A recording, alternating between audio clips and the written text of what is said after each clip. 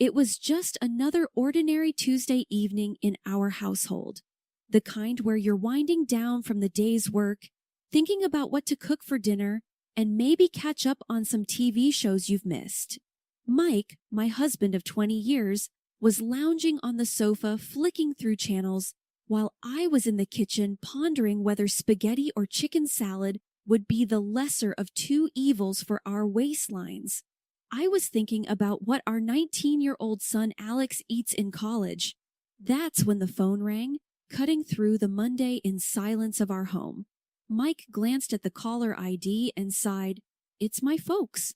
There was a hint of reluctance in his voice that didn't go unnoticed. "Go on, pick it up." "It's been ages since we last heard from them," I called out from the kitchen, trying to sound more enthusiastic than I felt.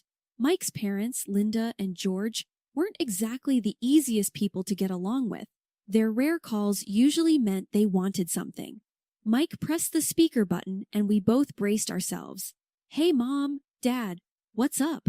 The voice that came through was Linda's, choked with tears. "Oh, Mike, it's all gone. Everything's gone." George's gruffer, more panicked tone interjected. "The company, son, it tanked. We've lost the house, the cars, everything." I stopped what I was doing, the gravity of their situation sinking in. Mike and I exchanged worried glances. Despite our strained relationship, hearing them so vulnerable struck a chord. "So, what's the plan now? Where are you guys staying?" Mike asked, his voice tight with concern. "That's just it, son. We have nowhere to go. We were hoping maybe we could come stay with you and Corrine for a while." Linda's voice was hopeful, yet hesitant. Mike ran a hand through his hair, a clear sign he was stressed.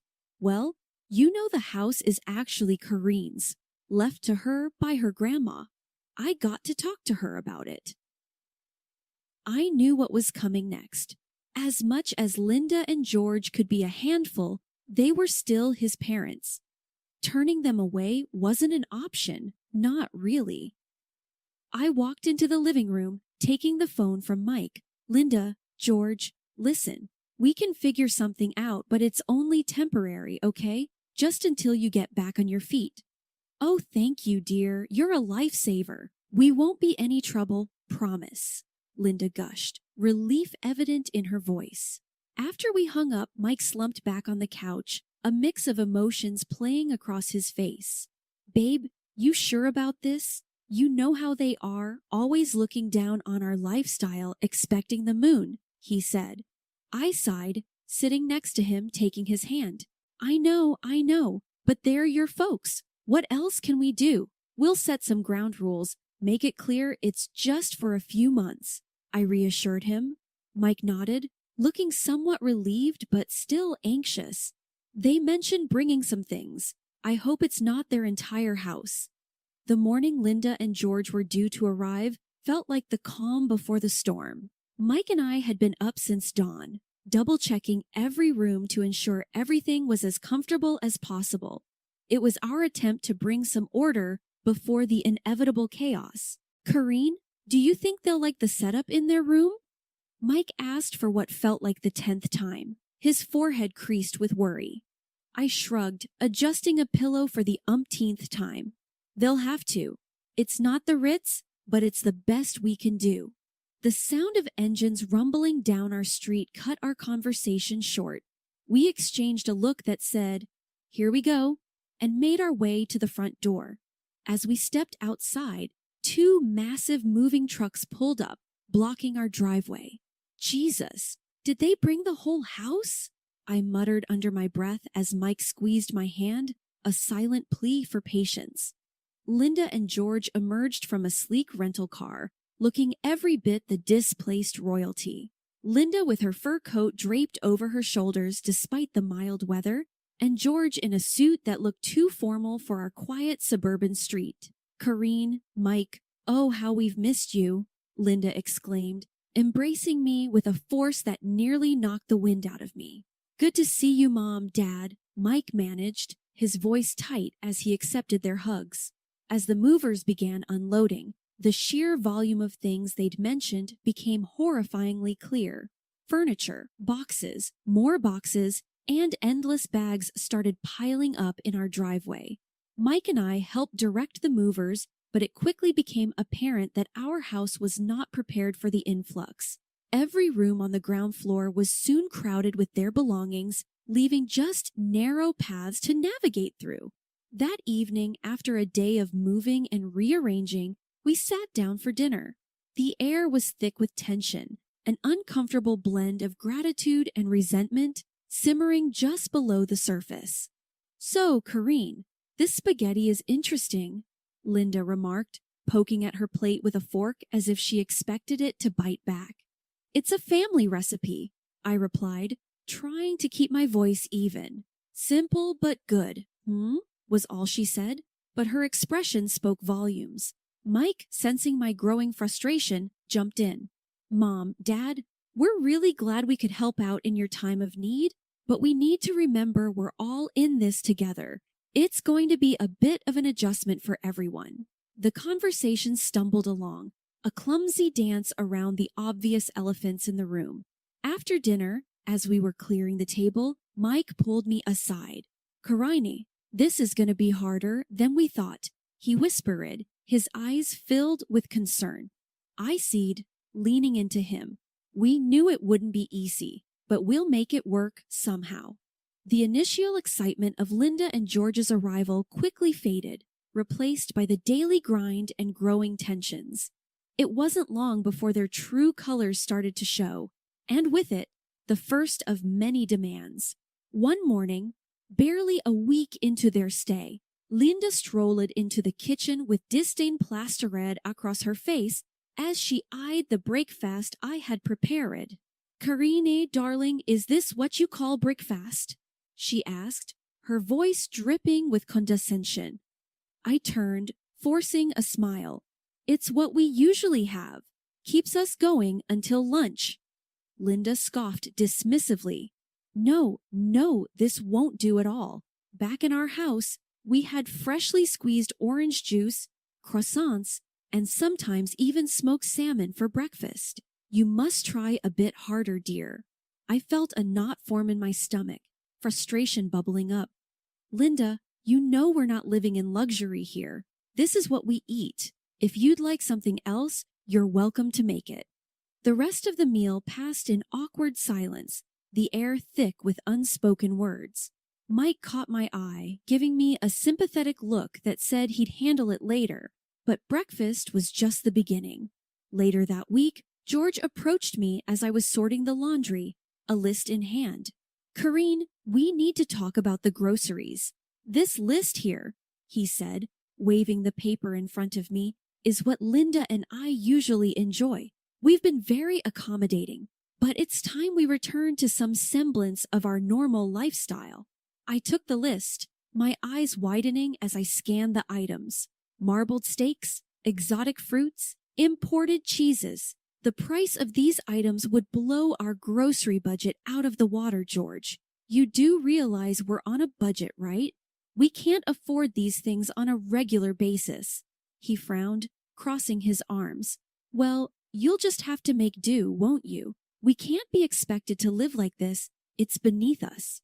I was at a loss for words. The audacity of their demands, their complete disregard for our situation.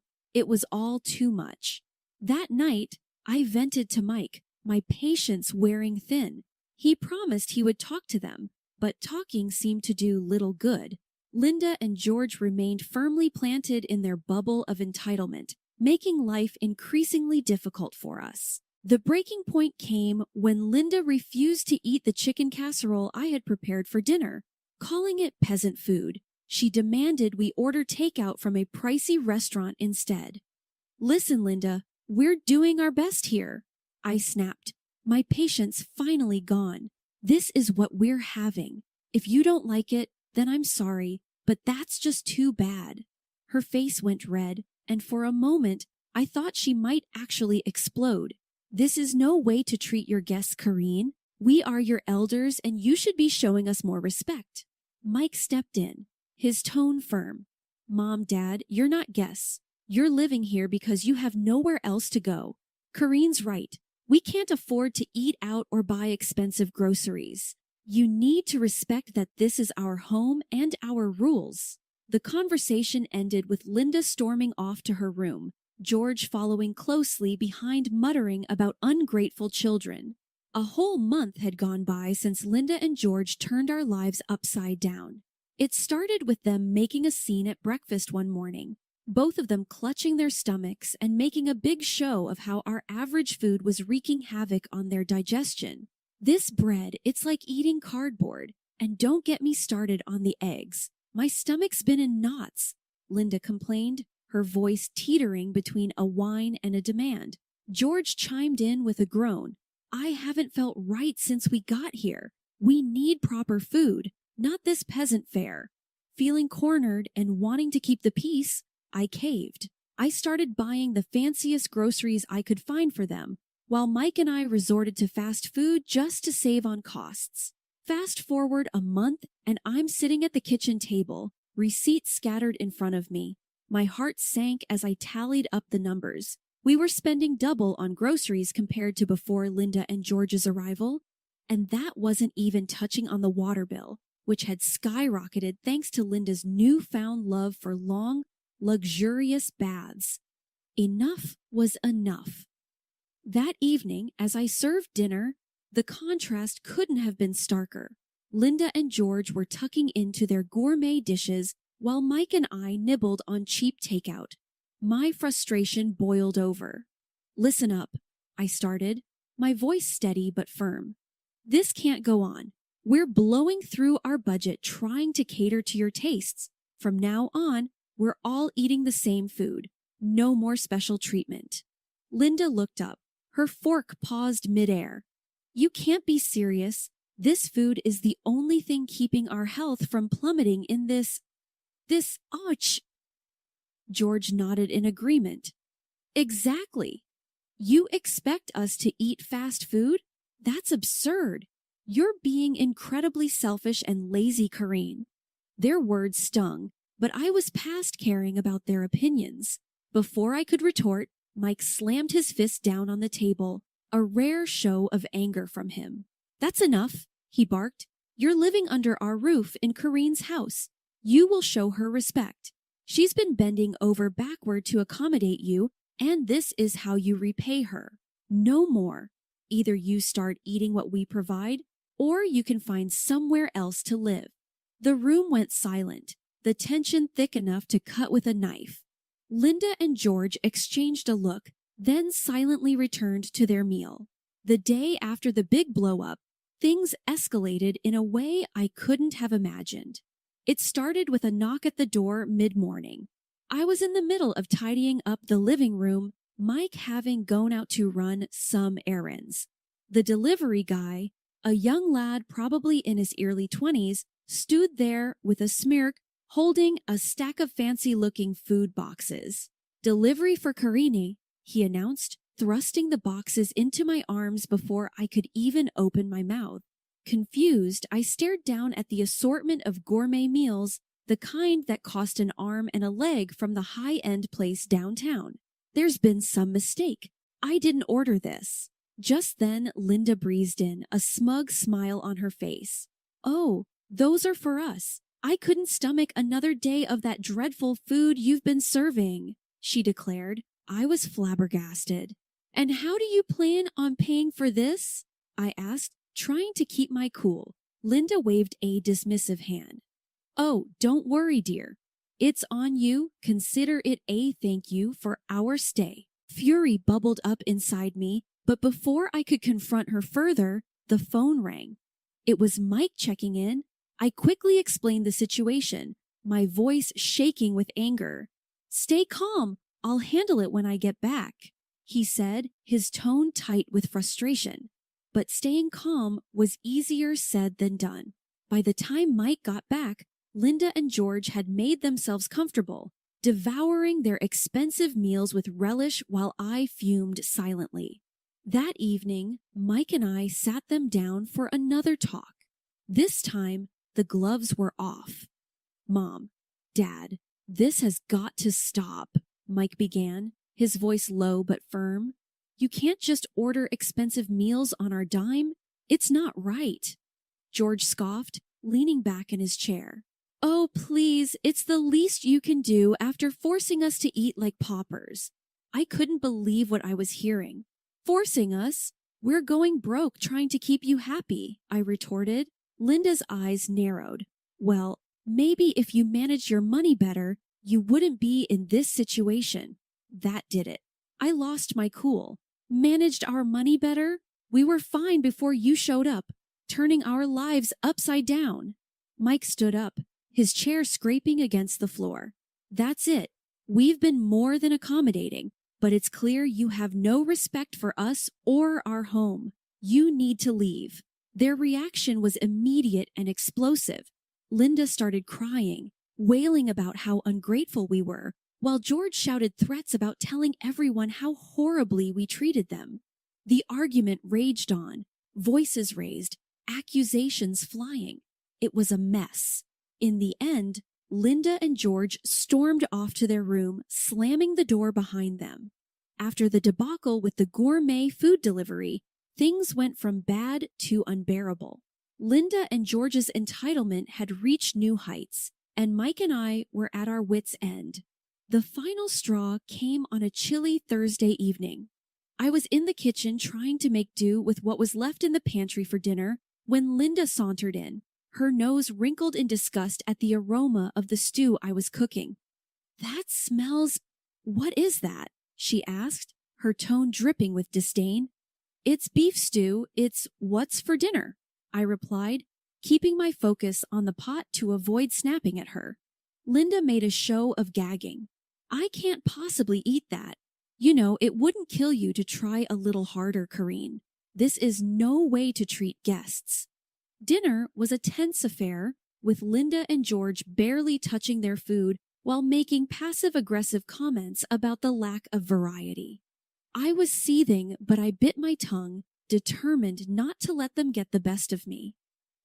After dinner, Mike and I were cleaning up when Linda approached us, a smug look on her face. I've been thinking, she began. With the holidays coming up, it would be nice to have a new coat, something warm and stylish. I stopped in my tracks, staring at her in disbelief. A new coat? With what money, Linda? Oh, I thought you could use the money you've set aside for... What was it? Oh, yes, your son's college fund. That was it. The last straw. Without hesitation, I picked up the phone and called the one person I knew could turn the tide. My grandmother, Gran. Despite her age and residing in a nursing home, she had always been the matriarch of our family, her word law. After I spilled out the whole sorry saga, she huffed in disbelief. This nonsense has gone on long enough, Gran declared, her voice crackling with resolve over the phone. I'm coming to stay for a bit. We'll sort this mess out together. True to her word, a couple of days later, Gran arrived wheelchair and all, ready to reclaim her territory. As she rolled into the living room, commandeering the space with her presence, Linda and George looked on in shock. I'll be staying on the ground floor, Gran announced, scanning the room filled with Linda and George's belongings. So all this, she waved dismissively, needs to go upstairs. Linda's face turned a shade of red I didn't know was possible. You can't just come in and demand. Gran cut her off with a look that could freeze lava. This house, it's still mine. Corrine and Mike are here because I allow it, and that means I can kick you out whenever I please. The threat hung in the air, heavy and undeniable. Within hours, Linda and George were scrambling to call movers. Their complaints and protests drowned out by Gran's unwavering stance as their furniture and countless boxes were hauled up the stairs. Gran turned to me, a twinkle in her eye. Now let's see if they still feel entitled to steak dinners and new coats. Gran's strategic maneuvering had just begun to unfold in our household. The air was charged with anticipation as we gathered in the living room, the scent of freshly brewed tea mingling with the tension. Now, Gran began, her voice steady. We need to address the matter of rent. Linda scoffed, crossing her arms. Rent? Why should we pay rent when Corrine and Mike don't? Gran smiled, a glint in her eye. Corrine and Mike live here under my grace. They contribute to the household in many ways. But you two, she paused, her gaze sharpening, have been living off their generosity without giving much in return. I think a rent of $4,000 a month would be appropriate. George's face went ashen. $4,000? That's outrageous. We're retired. We don't have that kind of money. Gran leaned forward, her expression unyielding. Considering the lavish meals and the luxurious lifestyle you seem accustomed to, I'd say you can afford it. Linda's voice trembled with indignation. Surely you don't agree with this extortion? Before I could reply, Gran interjected. It's not extortion, Linda. It's about fairness. But I'm willing to negotiate. She paused, a sly smile playing on her lips. If you're willing to help take care of me during your stay, push my wheelchair around, make breakfast, help with my bath, I might consider reducing the rent. The suggestion hung in the air, heavy and unappealing to Linda and George, who exchanged a look of utter disbelief. George, ever the pragmatist, asked, and how much would this assistance reduce the rent? Gran tapped her chin, pretending to ponder. Let's say down to $2,000 provided the help is substantial and consistent. Linda's mouth dropped open, but before she could protest, George cut in. And if we refuse? Gran's response was swift and final. Then you're welcome to find somewhere else to live. This house, she gestured around, will no longer be your refuge. The ultimatum was clear. Linda and George, faced with the prospect of actually working or paying a hefty rent, seemed to shrink in their seats. The following days were a flurry of hushed conversations and frantic phone calls as they scrambled to find an alternative. Eventually, they announced they had found a small apartment and would be moving out immediately. The process was swift, their belongings packed and removed with a speed that suggested eagerness to leave the situation behind. As their car disappeared down the driveway, Gran turned to Mike and me, her expression softening. I know it was tough, but it was necessary. You two need your space, and they need to stand on their own. Mike wrapped an arm around Gran, gratitude in his eyes. Gran, you've done more for us than we could ever repay. Thank you. In the weeks that followed, Gran became more than just a guest. She was a guardian of our home's harmony, a role she played with a blend of sternness and love that only she could manage. In the calm that followed Linda and George moving out, our house felt like it was finally breathing again. Gran, Mike, and I gathered in the living room one night, the gentle hum of the evening wrapping around us, making the space feel sacred. After the storm, we're weathered, Gran said, breaking the quiet. Her tone turned playful. Well, as much as I've enjoyed the drama, I think it's time for me to head back. The nursing home misses its most troublesome resident. Mike and I shared a look, already dreading her departure. Gran, this house is always open for you. It's not really home without you, I managed, my voice heavy with emotion. Gran gave my hand a squeeze. And you're always in my heart. But don't worry, I'll be back to stir things up now and then. We laughed together, a sound that felt like healing, as we said our goodbyes to Gran the next day, watching her taxi disappear. Mike and I knew we were ready for whatever came next together. Our home, once a battlefield, was now a symbol of our resilience, a place where love and boundaries found their balance. And as we stepped back into the quiet of our living room, ready to face the future, I felt deeply thankful for the journey that had brought us here, for the family we were, and for the lessons we'd carry forward. A few weeks later, we heard from a mutual acquaintance that Linda and George were living in a small apartment, having sold most of their belongings to cover their debts. The news came as a bittersweet confirmation of the new chapter they too were embarking on, a life defined by the consequences of their choices, leaning on each other perhaps for the first time in a long while. Reflecting on this, Mike and I realized the true depth of the changes we'd all undergone. Our home was peaceful once more, and though the journey had been rough, it had taught us the true meaning of family, resilience,